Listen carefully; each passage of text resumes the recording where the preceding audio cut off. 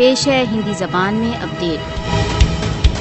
भारतीय सशस्त्र बलों द्वारा भारत द्वारा अवैध रूप से अधिकृत कश्मीर में अवैध हत्याओं तथा झूठे मुकाबलों के समाचार निरंतर प्राप्त हो रहे हैं। भारत द्वारा अवैध रूप से अधिकृत जम्मू कश्मीर में सबसे नवीनतम अवैध हत्या भारतीय सशस्त्र बलों ने 9 सितंबर 2024 को नौशेरा राजौरी में एक झूठे मुकाबले में 2 युवकों की हत्या कर दी। निर्दोष युवकों को प्रतिवादी योद्धाओं के साथ संबंधों के बहाने बहुधा डिटेन कर दिया जाता है, उनको भीषण टॉर्चर का निशाना बनाया जाता है तथा फिर उनकी हत्या कर दी जाती है। भारतीय कारावासों में पाकिस्तानी बंदी भी भारतीय रक्त पिपासा का शिकार हो गए हैं। 17 अगस्त 2022 को भारतीय सशस्त्र बलों ने एक पाकिस्तानी नागरिक मोहम्मद अली हसन को भलवल जेल में जम्मू के एरिना क्षेत्र में ले जाकर झूठे मुकाबलों में मार दिया। पाशविकता के और प्रमाण 6 सितंबर 2014 को सुरानकोट पूंछ का मोहम्मद मंजूर भारतीय सशस्त्र बलों के टॉर्चर के पश्चात हताहत होने के पश्चात मर गया। लापता किया जाना तथा टॉर्चर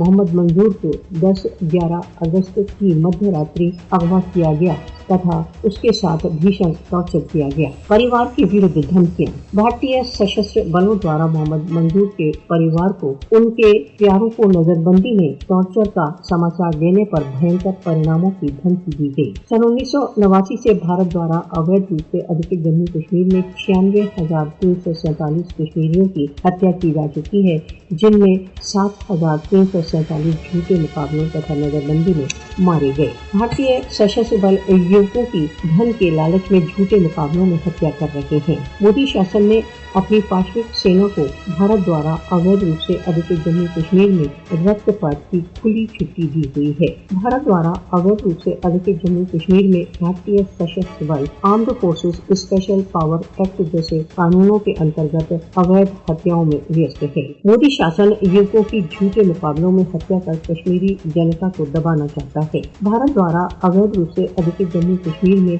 भारतीय सशस्त्र बलों द्वारा अवैध हत्याएं, मानव अधिकारों का भीषण उल्लंघन तथा जेनेवा कन्वेंशन व राष्ट्रसंघ चार्टर की अवज्ञा। सार्वभौमिक समुदाय को भारत द्वारा अवैध रूप से अधिकृत जम्मू कश्मीर में निर्दोष कश्मीरियों की अवैध हत्याओं का नोटिस लेना चाहिए।